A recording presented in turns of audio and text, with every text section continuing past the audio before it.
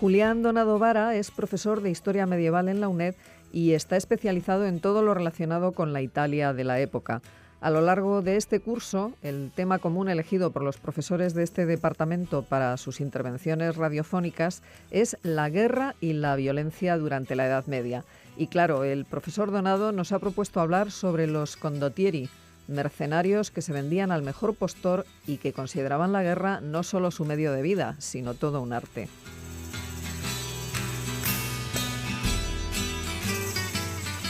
Julián, muy buenos días y bienvenido a Sin Distancias. Buenos días, muchas gracias. ¿Quiénes eran estos condottieri? ¿Cuál era su procedencia, su origen social? Pues los condottieros eran jefes mercenarios que actuaban al servicio de una ciudad o de un personaje.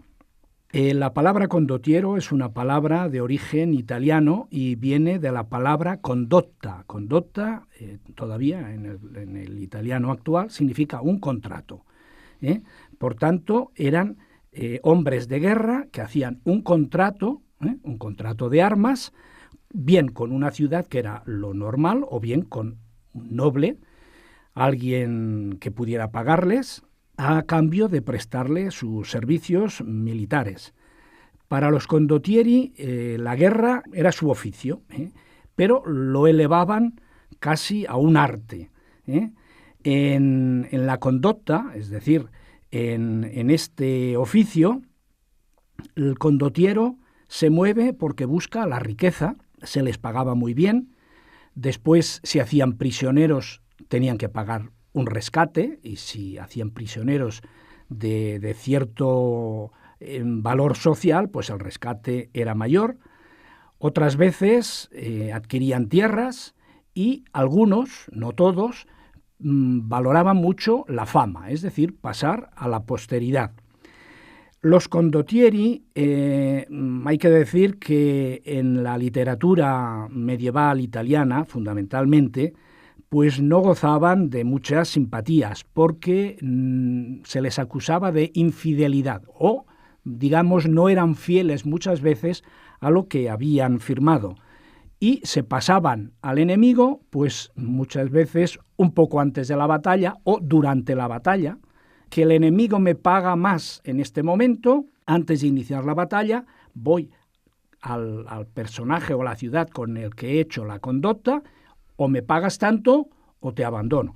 Es decir, esto pues era una falta grave, pero que se daba de cuando en cuando. Los condottieri, cada condottiero, digamos, tenía una compañía de hombres que podían ser de infantería o a caballo. Iban, sobre todo los de caballo, muy bien armados, con corazas.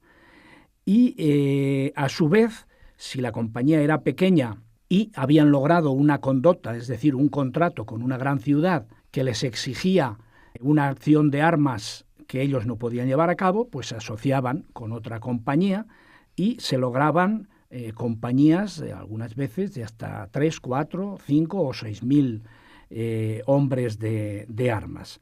Ya digo, estaban formados fundamentalmente por tropas de infantería y caballería. Respecto a la extracción social, podemos calcular que un 60% eran de origen noble, es decir, segundones de familias nobles o bastardos, y tenemos grandes personajes, sobre todo a lo largo de los siglos XIV y XV, pertenecientes a grandes familias, cuyo origen data de estos hechos de armas. Por ejemplo, los Montefeltro de Urbino, los Este de Ferrara, los Farnese de Parma, los Doria de Génova.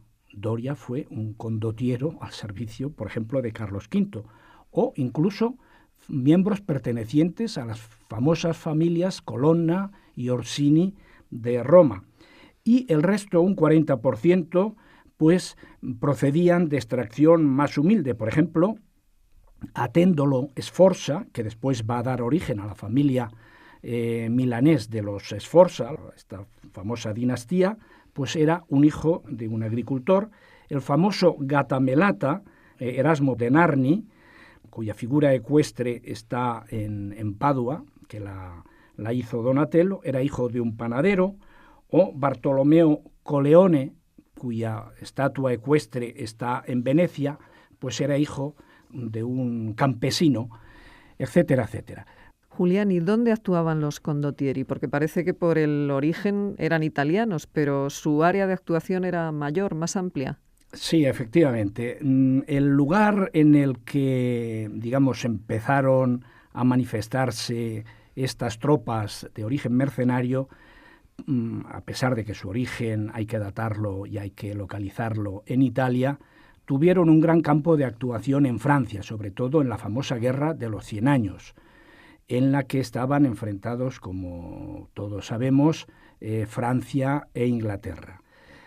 En esta guerra, a lo largo de esta guerra, hay que decir que no se llevaron a cabo grandes batallas de manera frecuente, sino que los ejércitos mercenarios, por el hecho de que las ciudades estaban defendidas, pues digamos, arrasaban, se dedicaban a cometer toda clase de asesinatos, robos, incendios, destrucciones de cosecha, talas de árboles frutales, etcétera, a lo largo de Francia, sobre todo por la zona de París y por Aquitania. En dos momentos muy concretos de esta guerra, cuando se firma la paz de Bretigny en 1360, entre Inglaterra y Francia, pues estos ejércitos mercenarios al servicio de cada una de estas monarquías quedan libres, no encuentran en qué ocuparse y entonces se alquilan al mejor postor. Uno de estos famosos condottieri, Bertrand du Guesclin, pues viene a España, por ejemplo, viene llamado por el que será Enrique II de Trastámara, que lucha contra su hermano Pedro I el Cruel, y lo vence en la batalla de Montiel en 1369, pues echó mano para luchar contra su hermano de estos condottieri que quedaban libres de las campañas francesas. En Italia se está produciendo en estos momentos, en otras ocasiones he tenido oportunidad de hablar de él, la recuperación de los estados pontificios. Estamos en la época del pontificado de Aviñón, a cargo del español, el famoso cardenal Albornoz. Pues el cardenal Albornoz no tenía tropas para luchar contra los señores que estaban ocupando los estados pontificios. Entonces, ¿qué hace? Llama a compañías de ingleses y de franceses. Es decir, como otro gran señor, la Iglesia alquila el servicio de estas tropas mercenarias y son las que actúan por allí. Por tanto, el lugar de actuación lo encontramos en Francia y, sobre todo, después en Italia. ¿Por qué se convirtió Italia en el principal campo de actuación? De hecho, la palabra condottiero es de aceptación universal y es italiana. Efectivamente, Italia tenía unas condiciones políticas, digamos, de extrema fragmentación, así como en España, en Portugal, en Francia, en Inglaterra, las monarquías van haciéndose fuertes cada vez más, acabando, digamos, en la medida que pueden, con los poderes feudales. Italia es un mosaico de ciudades-estado, desde el norte hasta los estados pontificios. En el centro tenemos los estados pontificios, en el sur tenemos el reino de Nápoles, pero digamos la parte central y norte es donde están las famosas ciudades-estado. ¿Qué son estas ciudades-estado? Pues son ciudades muy ricas, Florencia, Pisa, Génova, Venecia, Milán, etcétera, etcétera, que se dedican al comercio, se dedican a actividades que implican otra salida distinta a la de las armas, a la de la conquista, pero que luchan permanentemente por razones de tipo comercial unas con otras. Por tanto, no tienen ejércitos propios, son muy caros y tienen que acudir constantemente a contratar tropas mercenarias. Una de las primeras presencias de tropas mercenarias en Italia, por ejemplo, la tenemos en Sicilia, con Pedro III de Aragón, cuando conquista Sicilia, pues se lleva a los famosos almogávares aragoneses al mando de Roger de Flor y cuando, digamos, Pedro III acaba de conquistar Sicilia, ya no necesita estas tropas. ¿Estas tropas qué hacen? Se van a Bizancio. El emperador Andrónico II pues las contrata para luchar contra los musulmanes y contra la nobleza levantisca que en ese momento tiene frente a él. Digamos, Italia es un campo abonado para este tipo de personajes, ya que toda Italia, de norte a sur, sabemos que están divididos entre güelfos y gibelinos. Dentro de las ciudades italianas hay bandos. Las luchas comerciales entre Venecia y Génova, las luchas por territorios entre Milán y Venecia, etcétera, etcétera. Es decir, favorecen constantemente la presencia de estas tropas. Los estados pontificios a los que antes me he referido, en teoría, las ciudades que están dentro de estos estados pontificios, sus jefes deben fidelidad al Papa, pero como el Papa está en Aviñón, dejan de pagarle sus tributos, etcétera, etcétera, se declaran independientes, diríamos hoy. Por tanto, cuando el pontificado quiera recuperarlos, lo tendrá que recuperar a base de la fuerza. El reino de Nápoles se lo disputan aragoneses y franceses, los Anjou con la Casa de Aragón. Es decir, Italia es un mosaico que durante gran parte de su historia, pero durante toda la Edad Media sin duda alguna, pues por sus condiciones políticas es un polo de atracción para este tipo de aventureros. La paz de Lodi de 1454, digamos, cuando se pone un poco de orden porque Venecia y Milán hacen la paz, los estados pontificios intentan que reine la paz en el norte de Italia, fueron, digamos, los que empiezan a poner un poco fuera de juego a estos famosos condottieri.